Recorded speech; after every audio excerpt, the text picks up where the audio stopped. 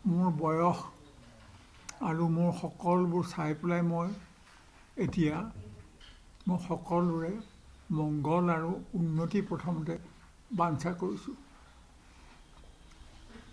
আমি মানুহবিলাকে নিজক আৰু যদি দেশখনক আগবঢ়াই নিব লাগে তেনেহ'লে আমি আমাৰ যিবোৰ সৰু সুৰা আমাৰ যিবোৰ লক্ষ্য আছে সেই লক্ষ্যবোৰ ত্যাগ কৰি দেশখনক আগবঢ়াই নিবৰ কাৰণে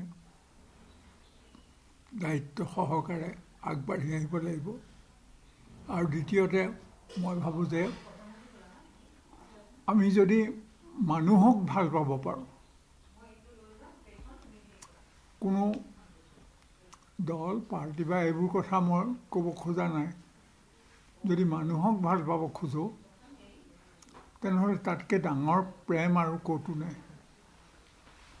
মানুহক ভাল পাব পাৰিলে মানুহৰ ভিতৰৰ যিবোৰ কলুষ সেইবোৰ আপোনা আপুনি আঁতৰি যায়।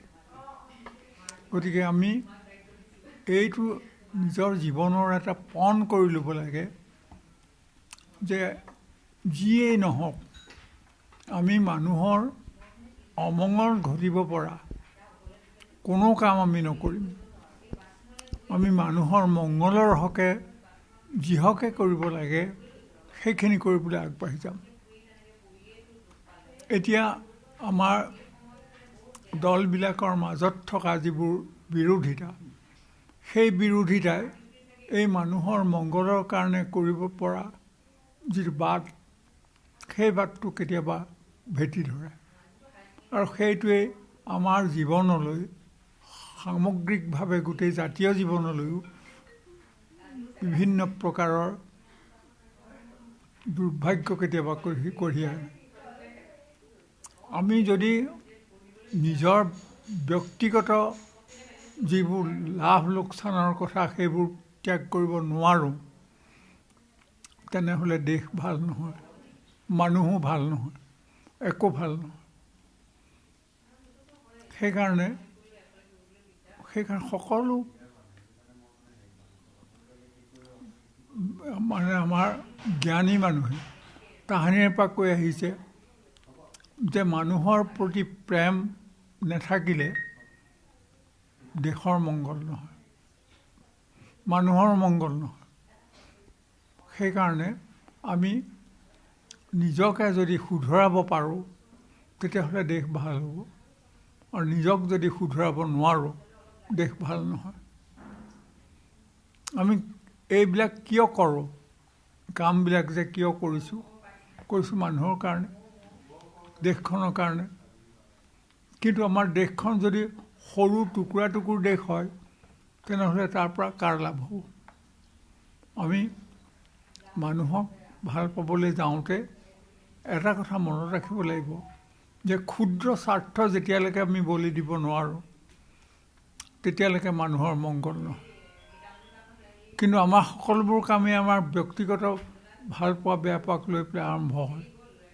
তেনেকৈ তাৰপিছত দলক ভাল পোৱা বেয়া পোৱাক লৈ আৰম্ভ হয়।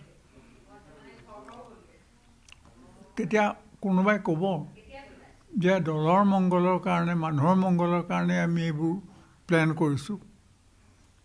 খুব ভাল কথা, প্লেন কৰক। কিন্তু সেই প্লেনবোৰ কেৱল এটা লক্ষ্যৰে প্লেন কৰিলে নহ'ব। মানুহক, সমগ্ৰ বিশ্বৰ মানুহক আমি যদি এক বুলি ধৰি ল'ব নোৱাৰোঁ, সেই কথা বাদেই দিওঁ, নিজৰ দেশখনৰ মানুহক যদি আমি এক বুলি ধৰি ল'ব নোৱাৰোঁ, আমি যদি আমাৰ নগৰখনৰ বা আমাৰ গাঁওখনৰ মানুহক যদি আমাৰ এক বুলি ধৰি ল'ব নোৱাৰোঁ, আমি কাৰ ভাল কৰিব পাৰিম? সেইকাৰণে সেই কথাটো যদি মনত ৰাখিব পাৰি তেতিয়াহ'লে মই ভাবোঁ যে দেশৰ মংগল হ'ব। দিন আহিছে আৰু গৈছে, আৰু নানা ধৰণৰ সমস্যা দিনে দিনে বৃদ্ধি হৈছে। যদি আমি এইবোৰ গুচাব নোৱাৰোঁ দেশ কেনেকৈ ভাল হ'ব, আমি কেনেকৈ ভাল হ'ম, আমাৰ ল'ৰা ছোৱালীবোৰ কেনেকৈ ভাল হ'ব। আৰু এইটো হয় যে প্ৰত্যেক মানুহৰে নিজৰ একোটা দৃষ্টিভংগী থাকে, সেই দৃষ্টিভংগীৰে কাম কৰিবলৈ বিচাৰে।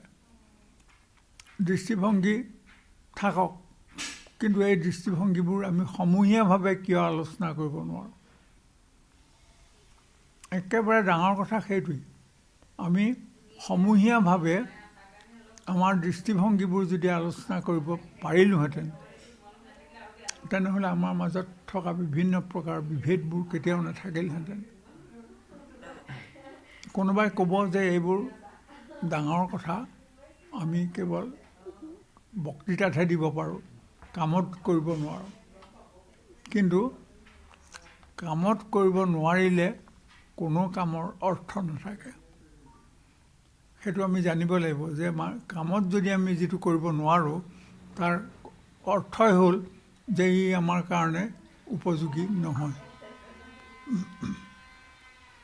আৰু এটা কথা মই দেখিছোঁ যে আমি বহু সময়ত আমাৰ গাৰ দোষবোৰতো নিজে নেদেখোঁ, আমাৰ দোষবোৰ অন্যান্যসকলে দেখে। কিন্তু আমি কিয় অন্যান্যসকললৈ চোৱাৰ আগতে নিজৰ গাত থকা দোষবোৰ আমি চাবলৈ কিয় যত্ন নকৰোঁ? আমি যদি সেই যত্নটো কৰিলোহেঁতেন যে মই কি ভুল কৰিছোঁ, মোৰ গাত কি দোষ আছে, যাৰ কাৰণে মই দেশৰ কাৰণে, মানুহৰ কাৰণে, এই পৃথিৱীখনৰ কাৰণে একো কৰিব পৰা নাই। আমাৰ দৃষ্টিভংগীটো যদি বহল নহয়, তেতিয়াহ'লে আমি সঠিক পথেৰে আগবাঢ়ি যাব নোৱাৰোঁ। সেইটো এটা ডাঙৰ কথা। মই সেইকাৰণে মোৰ বিভিন্ন সময়ত লগ পোৱা বিভিন্ন বন্ধুসকলক কওঁ যে আমি আনক বিচাৰ কৰাৰ আগতে নিজক বিচাৰ কৰিব লাগে। আমি যদি নিজক বিচাৰ কৰিব নোৱাৰোঁ, আনক বিচাৰ কৰি পোৱা উত্তৰটোৰে আমি কাকো সন্তুষ্ট কৰিব নোৱাৰোঁ। কাৰণ আমাৰ প্ৰত্যেকৰে মনৰ ভাৱ বেলেগ বেলেগ। মনৰ ভাগ বেলেগ বেলেগ হোৱা মানেই ইয়াৰ মাজত থকা যিবোৰ বিশেষত্ব, সেই বিশেষত্ববোৰ ভাগ ভাগ হৈ গৈছে। গতিকে আমি যিবোৰ মানুহৰ কাৰণে ভাল হ'ব পাৰে, সেইখিনি যদি ল'ব নোৱাৰোঁ, তেনেহ'লে আমি দেশৰ কাৰণে কি কৰিম? এই কথাটো খুব গুৰুত্ব সহকাৰে যদি আমি ভাবিব পাৰোঁ, দেখিম যে আমি বিভিন্ন বিবাদৰ মাজতো ক'ৰবাত বাট ওলাইছে। এতিয়া শৰীৰে নোকোৱা হৈছে, কিন্তু মনততো বহুত কথাই থাকে। এতিয়া মোৰ শৰীৰে নমনা হৈছে, তথাপি বহুত কথাই মনত থাকে। মই নিজে ভাবি আছোঁ যে আমাৰ যিবোৰ কাম মই ভাল দেখা নাই, সেইবিলাকৰ বিষয়ে মই মুকলিকৈ লিখিবলৈ আৰম্ভ কৰিম। যিবোৰ কামে মানুহৰ মংগল নকৰে বুলি পেলাই মোৰ বিশ্বাস হৈছে, মই সেই কামবোৰ মুকলিকৈ ক'বলৈ আৰম্ভ কৰিম। যদি সেইবোৰ কোনোবাই বেয়াও পায়, সেই বেয়া পোৱা কথাখিনি ক'লেও মই বেয়া নাপাওঁ। কাৰোবাৰ যদি তাৰ লগত মতৰ মিল নাথাকে, সেইটোৱেও মোক দুখ নিদিয়ে। কিন্তু মতৰ মিল নিদিয়াকৈ এনেই যদি কেৱল বিভিন্ন প্ৰকাৰে তাক নাকচ কৰিব খোজে, সেইটোতহে মোৰ আপত্তি থাকিব পাৰে। আমি মনত ৰাখিব লাগিব যে মানুহবোৰ কোনো চিৰস্থায়ী নহয়, গোটেই পৃথিৱীখনেই চিৰস্থায়ী নহয়। গতিকে আমি আমাৰ এই চিৰস্থায়িত্বহীন যিটো অৱস্থা, এই অৱস্থাটোৰ কথা নভবাকৈ আমি যদি দৃষ্টিভংগী এটা লৈ পেলাই কাম কৰি গুচি যাব খোজোঁ, আমি কাৰোবাক বেয়া পাম, কাৰোবাক ভাল পাম, আৰু তাৰ দ্বাৰা কোনো ধৰণৰ ফল কেতিয়াও নফলিব। মই দেখিছোঁ আমাৰ এতিয়া এইখন নগৰ, ডাঙৰ নগৰবিলাকৰ তুলনাত আমাৰখন সৰু নগৰেই। যদিও একেবাৰে সৰু নহয়, যথেষ্ট হেৰি আছে, কিন্তু তৎসত্ত্বেও মই দেখিছোঁ যে আমাৰ এই নগৰখনৰ কাৰণে মংগলময় এটা অৱস্থা আনিবৰ কাৰণে আমি ইয়াৰ যিবোৰ বিভিন্ন তাৰ আমাৰ প্ৰয়োজন আছে সেইবিলাকৰ বিষয়ে আমি ভালকৈ আলোচনা কৰি কেতিয়াবা এটা সৰব হেৰি লৈছোঁ নাই লোৱা। আমি যিবোৰ লৈছোঁ সেইবোৰ আমাৰ নিজৰ যিটো দৃষ্টিভংগী সেইটোৰ পৰা লৈছোঁ, কিন্তু আনৰ লগতো এইবোৰ পাতিব লাগিব, পাতি পেলাই তাৰ এটা উপায় উলিয়াব লাগিব। মই নিজে দেখিছোঁ গোটেই বিশ্বখনতে এতিয়া কেৱল যুদ্ধৰ ধামামা। এই যুদ্ধই কাক কি দিছে? গোটেই বিশ্বখনত এটা একেবাৰে অবৰ্ণনীয় অৱস্থালৈ ক'ৰবাত টানি লৈ গুচি গৈছে। ইয়াত আমি দেখিছোঁ যুদ্ধই আমাক দিছে মৃত্যু, তাৰ বাহিৰে একো দিয়া নাই। মৃত্যুৰ কাৰণে আমি কিয় যুদ্ধ কৰিব লাগে? আমাৰ ডাঙৰ সংসদো আছে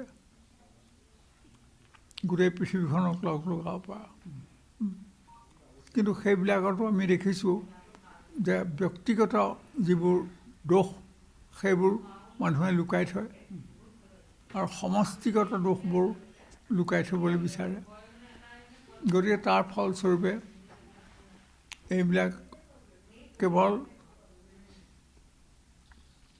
এদিন বা দুদিনৰ আমাৰ বিভিন্ন মানুহৰ বক্তব্যৰ সমষ্টি এটা আমি দেখিব পাৰোঁ, কিন্তু আমি ঠিক সঠিকভাৱে গোটেই বিশ্বখনৰ বা সামগ্ৰিকভাৱে মানুহৰ আমি কিবা মংগল সাধন কৰিব পাৰিম বুলি পেলাই মই নাভাবোঁ।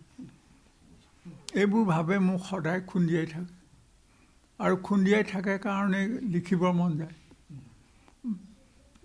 মই যে অকল কাৰোবাক কোনোবা এজন মানুহক বেয়া পায়, কোনোবা দুজন মানুহক বেয়া পাই পেলাই মই এই কথাবোৰ কৈছোঁ এইটো নহয়। মই সামগ্ৰিকভাৱে সমগ্ৰ মানুহৰ জীৱনৰ কথা মনৰ চকুৰ আগত ৰাখি পেলাই মই এই কথাবোৰ কৈছোঁ। মই দেখিছোঁ যে আমি আগৰ পৰা বহুত কথা কৈছোঁ, আৰু এটা কথা, এই ধৰণৰ হেৰি কৰা মানেই যুদ্ধ কৰা, এই ভাৱটো যেতিয়া আমাৰ মনলৈ আহে সেইটোৱে সকলোবোৰ বস্তু নষ্ট কৰি দিয়ে।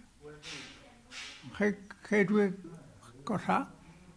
সেইকাৰণে মই ভাবোঁ যে আমাৰ যিবোৰ বিভিন্ন আমাৰ অনুষ্ঠান আছে, এই অনুষ্ঠানবোৰে ভালকৈ ভাবি চিন্তি এই বিষয়বোৰ চাব লাগে আৰু মানুহক বুজাবলৈ যত্ন কৰিব লাগে, কমকেই হওক বা সৰহকেই হওক।